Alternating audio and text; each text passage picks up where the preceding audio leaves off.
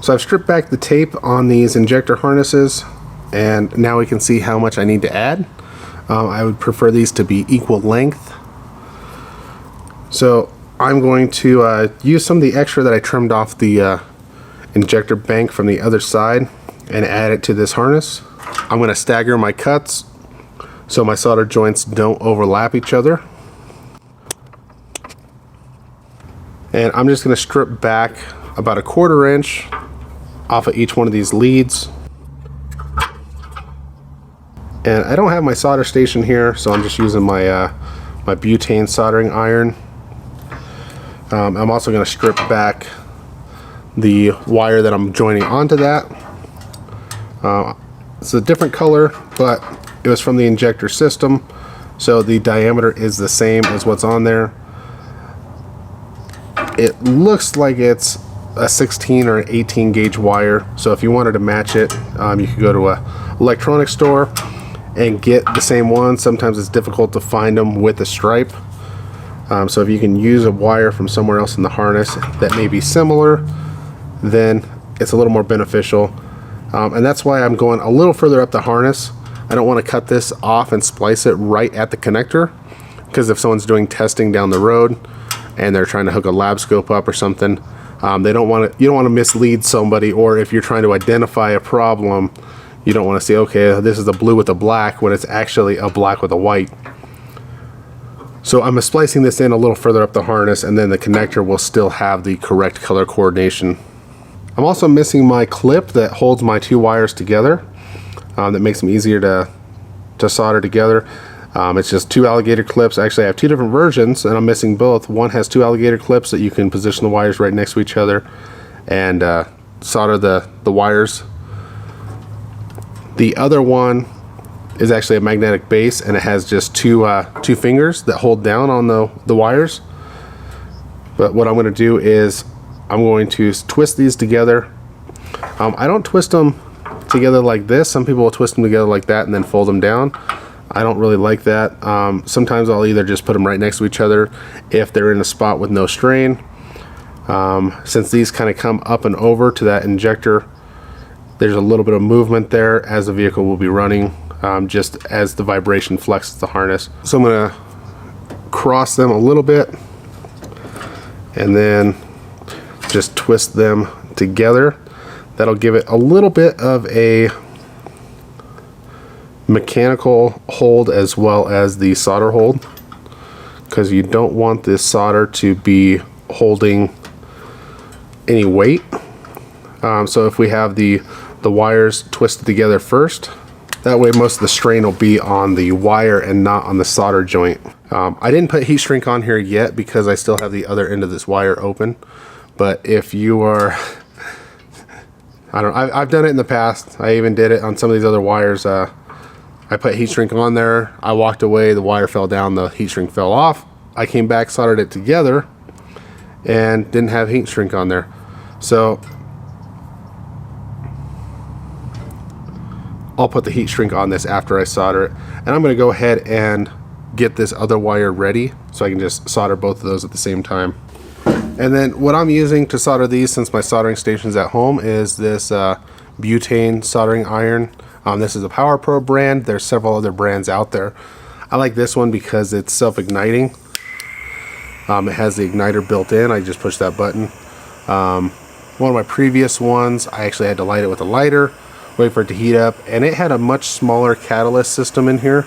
And I'll actually go grab it and show you. The catalyst is actually broken loose and it doesn't work very good anymore, so I had to buy a new one. This one is the Burnzomatic, which they make pocket torches as well, and it worked fine when I was using it, but the catalyst is a very small unit inside of here that flame goes through and burns, and you can hear it rattling. That's the catalyst loose inside of there. And you know, it was a little smaller unit than the other one. The length is about the same, but it was a little more convenient to hold. Plus, it also had the little stand. This one doesn't have a stand to hold it, so you have to kind of be careful where you put it. And we should be warm enough. I'll just put a little more solder on the tip here to tin it. Some people don't use leaded solder. I find that it's easier to work with. I have a smaller diameter of this, but it's at home with my soldering station because I was soldering some electronics. This is a 1 pound roll, so this stuff lasts me a long time.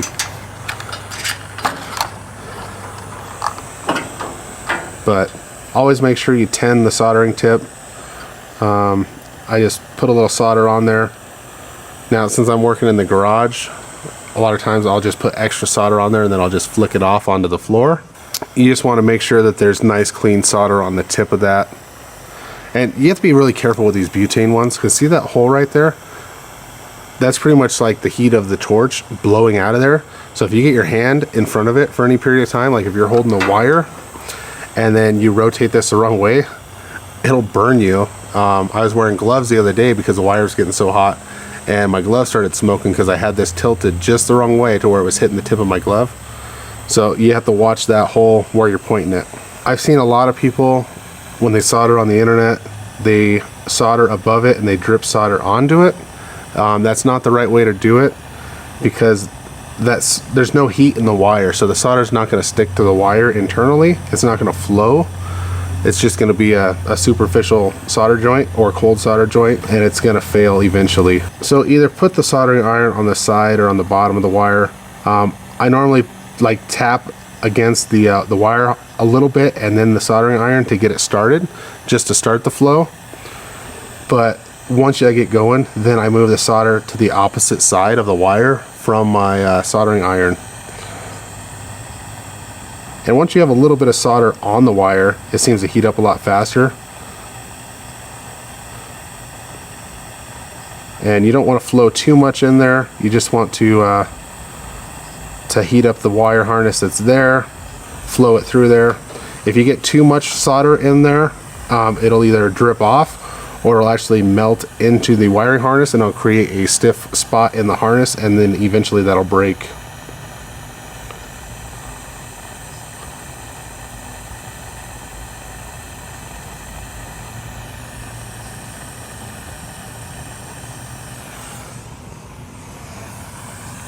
So pretty simple. That's how I did all these solder joints. Now I can just slide a piece of heat shrink over that, and that's where this little blowhole comes in quite handy, as it'll melt that heat shrink fairly quickly. You can use a lighter or a torch to melt the heat shrink, but you don't have to because you have that hot air floating out. So whenever I set this down on the bench, I make sure to point that facing up as well, otherwise it'll burn the bench. I'm just going to slide that heat shrink over the joint. I buy this stuff in probably a 6-inch piece, and then I cut it to length. I just cut a whole bunch of pieces the length I needed to cover up these soldering joints. You can go longer to support the wire a little more, but you're going to go through a lot.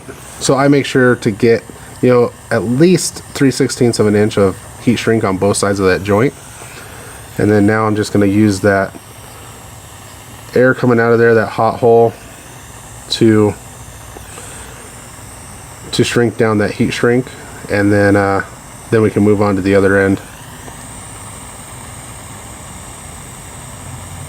And then since it'll be a few minutes, I'm going to shut this off. In this process, I've had to fill this up 4 times. Goes through quite a bit of butane if you're running it. I also have the temperature turned down quite a bit. And here's another tip. If you're, zoom out here. If you're just lengthening wires a short bit, it's not the best to have 2 joints right next to each other. So if I was going to be adding like 1 inch of wiring to this, I would actually add like 3 inches of wire here, and I would cut this down a little shorter so I can space those soldering joints out. That's a personal preference. I don't know if it helps anything or hurts anything. That's just how I normally do it. So what I'm going to do here is I'm just going to hold the harness. I have both the connectors in my palm here. I'm going to stretch this out, and I'm just going to cut this wire to where there's that little bit of overlap that I'm going to use to twist those wires together. And I'm going to go ahead and solder this one on there first, and then I will cut the other wire and solder it on afterwards. So for this one, we need to make sure to put the heat shrink up over there first. Otherwise, we will have to desolder this or depin the connector and slide the heat shrink over it. And I'm going to twist these wires together. So if you guys aren't very good at soldering, this could be a stressful process for you. If you're willing to learn, test soldering, test it out on a few wires. No, don't do it on your harness first. But if you're just learning, just grab some wire, cut it, solder it together, do several tests like that and practice that way first before you jump in and start doing your own harness. If you're questioning your ability and you're doing your own harness, just remember, if you have any drivability issues down the road, if an injector is not firing, coil is not firing, crank sensor is not reading right, you may have to go back in and check all of your solder joints. So that's, if you're uncomfortable with it, you may just purchase a modified harness that's ready to go. It's one of those things that I like to learn new skills and new abilities, and I've been soldering for a really long time, so it's not a big deal for me. I don't know if my way is the 100% right way. I've just never really had an issue with soldering wires this way. There's several schools of thought. You know, people say you need to solder it and lay another wire over it in the insulation before you heat shrink it to support it. Some people like the butt connectors with the heat shrink. Some people like butt connectors with solder and the heat shrink. Some people like the there's a newer, it's not really new, but it's been advertised a lot lately, is a piece of heat shrink with a ring of solder inside of it, and you put that on there. And I don't like using it because it's super difficult to use and keep everything together. But you put the wires in there, or you put the heat shrink over one wire, you overlay your two wires, or you twist them together, put that piece on there, and you crimp it slightly to hold a little bit of tension. You run over it with a torch until the heat shrink melts, and then you heat it up a little bit more until that solder melts into the wires. I used to use those in the past. Now I think Scanner Danner, Paul Danner, just did a video. I don't know if it was on YouTube, it might have just been on his Facebook when he was using that with one of his students. But it's been advertised on Amazon and stuff a lot lately. And I mean, I've had those solder joints very similar to that. You know, it's a different brand and they look a little different, but I've had one similar to that for 7 or 8 years. And I've gone away from that one and I use a different one. The company we get them from, they call them a multi-link connector. And what they have is, it's a butt connector, but it doesn't have the nylon or the PVC around it. It's just the steel collar, and then in the center of that steel collar, it has a ring of solder and heat shrink around it. So you actually put the wires into that butt connector and you crimp the butt connector, but you have to be careful, because if you crimp too tight, it'll break the heat shrink. And then you heat it up, it melts the heat shrink, and then you focus the heat around the center, it melts that solder into the wires. So now we have multiple methods of connection and reinforcement. If you have just the solder, you know, that's one connection, and depending on the situation, if it's pulling weight on it and that wire gets a little warm, that solder will soften and it'll pull apart. If you have, that's why soldering with electrical tape isn't a good way to do something. You need to have that heat shrink around it, because the electrical tape won't hold tension on the wire well enough. You got to have the heat shrink on there.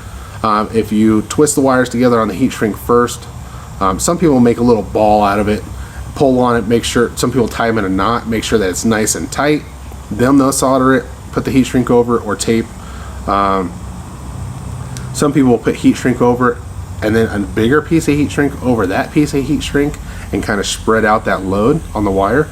So that works too, but I don't have the patience for that. So the one that I use the most, actually I have them right here, because I used them for my splice pack. So let me see if I can get you guys to see this. We call them a multi-link connector, but you can see that bulge right here in the middle. That is the solder. So that solder will melt in, and now I have a physical crimp that's holding tension on the wire. I've got the solder and that crimp is also an electrical connection. And then I have the solder, which is going into the wires in the center and creating another physical bond that will keep the wires from pulling apart a little bit, and also another electrical connection. And then the heat shrink on the outside is going to seal the wire, keep water out, and that's another physical bond on the wire to keep tension on it and prevent this circuit or this connection from moving and breaking. So I really like these. If I can find these on the internet, then I will link them. I have a guy that comes around once a month, and I just buy most of my electrical stuff from him. Actually, I have two guys. Certain stuff is cheaper from one or the other guy, but one guy doesn't sell these guys, and it's a very small version of that. And I use these a lot for, we're gonna focus or not? There we go. I use these for computer wires because this is for a size 20 to 22 wire, and those can be a little tedious to solder and support with heat shrink, as well as most people try to use the pink butt connectors, which those are good for like a 14 to a 16 gauge wire, and that's not good enough for or is it 16 to 18? I don't know. They're too big for the computer wires on the modern vehicle. So I have these really tiny ones that I use for that. And if I'm doing something that doesn't need a heat shrink, then I have these ones as well. They're the same size, they just have a yellow, I think it's a nylon exterior. The connections that you get from like Harbor Freight, the ones where you buy like the kit for $2 or whatever, they have typically a PVC coating, I think it is. You can tell the difference in the connectors because the more expensive ones, they're typically a translucent plastic sheeting on there, and it's more flexible. The cheap ones, when you go to crimp it, a lot of times if you crimp it too tight, that plastic will just split, and I don't know, they just they don't work as good. Drop that one, went right under the vehicle. If you guys have any questions about soldering or repairing the wiring harness, then let me know. If you guys want to see videos on those connectors, then just put something in the comments and I will do a video in the future. You guys are probably already bored if you've made it this far into the video. So thanks for watching. Hit that thumbs up button if you enjoyed the video. If you want to see the rest of the videos, subscribe, click the bell, and I'll see you guys next time.